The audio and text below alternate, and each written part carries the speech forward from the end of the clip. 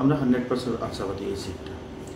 এবং 2024 যে উপনির্বাচন এটা জিতে আমরা 2026-এ আলিপুরদুয়ারে প্রত্যেকটা সিট জিতব।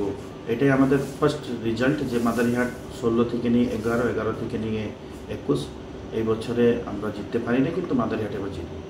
দাদা, মুজনায় দেখেছি বিজেপির প্রার্থীর গাড়িতে হামলা হয়েছে। ওরা অভিযোগ করছে যে তৃণমূল লোক। চা বাগানের শ্রমিকদের কোনো কাজ এখানের যে বিধায়ক, যিনি মাননীয় সাংসদ, উনি করেন নাই। দীর্ঘদিনের ওদের কিছু রাস্তাঘাটের ডিমান্ড ছিল, কিছু সোলার লাইটের ডিমান্ড ছিল, কিছু পেয়জলের ডিমান্ড ছিল, যেটা মাননীয় বিধায়ক সাহেবকে দিয়েছিলেন। ওইখানে দলের কর্মী হিসাবে কিন্তু এখানে কোনো বিক্ষোভ হয়নি। সক্রিয়ভাবে মহিলাদের থেকে নিয়ে ওইখানে যারা জনগণ আছে ওরা বিক্ষোভ দেখাইছে, কিন্তু কোনোভাবে অ্যাসাল্ট কিন্তু করা নেই।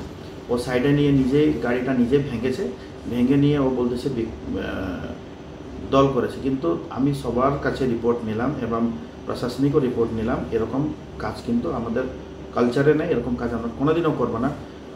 ওর কাছে যদি ফুটেজ থাকে, আমাদের দলীয় কর্মীরা যদি এটা ভেঙেছে, তাহলে ফুটেজটা দেখাক না, দুধ কা দুধ পানি কা পানি হবে। কিন্তু কোনোভাবে আমরা এই কাজ করব না, এই কালচার তৃণমূল কংগ্রেসের নাই।